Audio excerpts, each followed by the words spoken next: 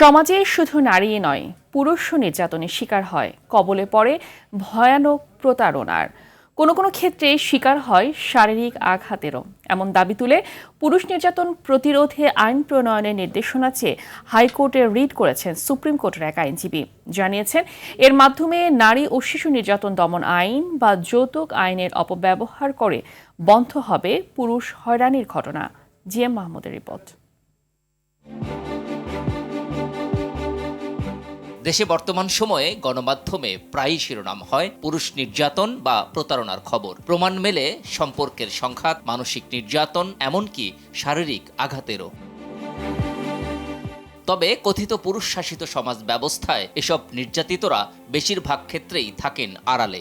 নিজে দুর্বল, অযোগ্য বা পুরুষ সুলভ নয় এমন কটু কথা শোনার লজ্জায় নীরবে সহ্য করে যান তীব্র মানসিক যন্ত্রণা। সমাজের নির্যাতিত এই পুরুষদের কেউ কেউ প্রতিকার চাইলেও আইনি সীমাবদ্ধতায় সেটি আর করতে পারেন না। এমন বাস্তবতায় পুরুষ নির্যাতন দমন ও প্রতিরোধ আইন প্রণয়নের নির্দেশনা চেয়ে হাইকোর্টে রিট করলেন সুপ্রিম কোর্টের এক আইনজীবী, যে রিটটি কার্যতালিকায় আসে মঙ্গলবার। আমাদের পেশার লোক, বিচারক বলেন, সাংবাদিক বলেন, যে প্রত্যেকটা পেশার লোক প্রত্যক্ষ পরোক্ষভাবে নির্যাতিত হচ্ছে। কিন্তু সহ্যর বাঁধ যদি ভেঙে যায় তখন আত্মহত্যার পথ, সেই আত্মহত্যা কিন্তু বেড়ে গেছে।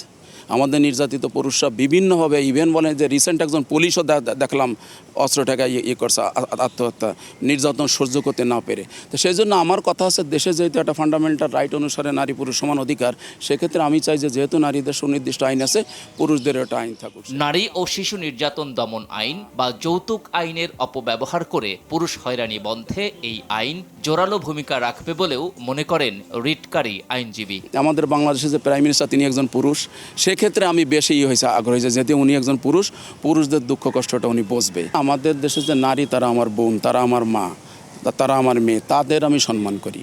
তাদের জন্য যে আইনটি আছে সেটা আমি মনে করি সুনির্দিষ্ট একটা সুন্দর আইন। কিন্তু এই আইনের যদি অপব্যবহার হয়, সেইটা হচ্ছে খারাপ। সেইটা যাতে না হয়, সেইটার জন্য পুরুষ নির্যাতন আইনটা যদি হয়, তাহলে একটা ব্যালেন্স হবে। রিটে মন্ত্রিপরিষদ সচিব, স্বরাষ্ট্র সচিব ও আইন সচিব সহ সংশ্লিষ্টদের বিবাদী করা হয়েছে। রোববার বিচারপতি রাজিক আল জলিল ও বিচারপতি দেবাশিস রায়চৌধুরীর হাইকোর্ট বেঞ্চে হতে পারে শুনানি। GM Mahmud, RTV, Dhaka.